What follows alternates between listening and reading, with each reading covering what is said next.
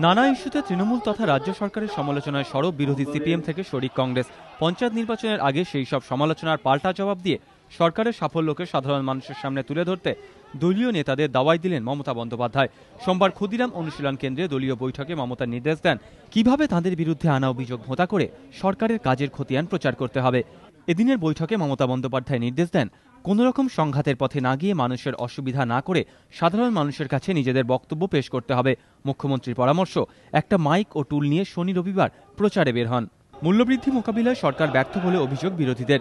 এই অভিযোগের পাল্টা কি বলতে হবে সেই নির্দেশও এদিনের বৈঠকে দিয়েছেন মমতা বন্দ্যোপাধ্যায়। বলেছেন, স্বীকার করে নিন জিনিসপত্রের দাম বেড়েছে, কিন্তু এই মূল্যবৃদ্ধির জন্য সিপিএম এর বন্ধু দল কতটা দায়ী সেটা মানুষকে বোঝান। তাদের বলুন এই মূল্যবৃদ্ধির পেছনে সিপিএম এর হাত রয়েছে।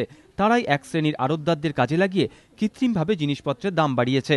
মানুষকে বলুন এখন যা জিনিসের দাম তার থেকে বাম আমলে দাম অনেক বেশি ছিল। এভাবেই মূল্যবৃদ্ধির জন্য সিপিএম এর পাশাপাশি কেন্দ্র তথা কংগ্রেসকে কাঠগড়ায় দাঁড় করানোর নির্দেশও দিয়েছেন মুখ্যমন্ত্রী। মুখ্যমন্ত্রীর আরও নির্দেশ, এক বছরে সরকার কি কি কাজ করেছে তা প্রচার করুন। পাহাড় জঙ্গলমহল থেকে শুরু করে ১০০ দিনের কাজ, সংখ্যালঘু উন্নয়ন, তপশিলি জাতি উপজাতি সম্প্রদায়ের মানুষকে দ্রুত শংসাপত্র দেওয়ার ক্ষেত্রে সরকারের সাফল্যের কথা তুলে ধরুন।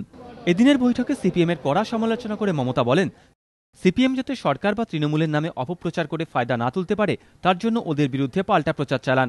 ওদের সন্ত্রাসের কথা মানুষকে বলুন। রাজনৈতিক পর্যবেক্ষকদের মত, মমতা বন্দ্যোপাধ্যায়ের লক্ষ্য এখন পঞ্চায়েত নির্বাচন। সেই কারণেই দলের নেতাকর্মীদের এলাকার মানুষের সঙ্গে যোগাযোগ বাড়ানোর উপর তিনি জোর দিচ্ছেন। নির্দেশ দিচ্ছেন সিপিএম কংগ্রেসের বিরোধিতার মোকাবিলার পাশাপাশি সরকারের কাজের কথা তুলে ধরতে। আশাবুল হোসেন, এবিপি আনন্দ, কলকাতা।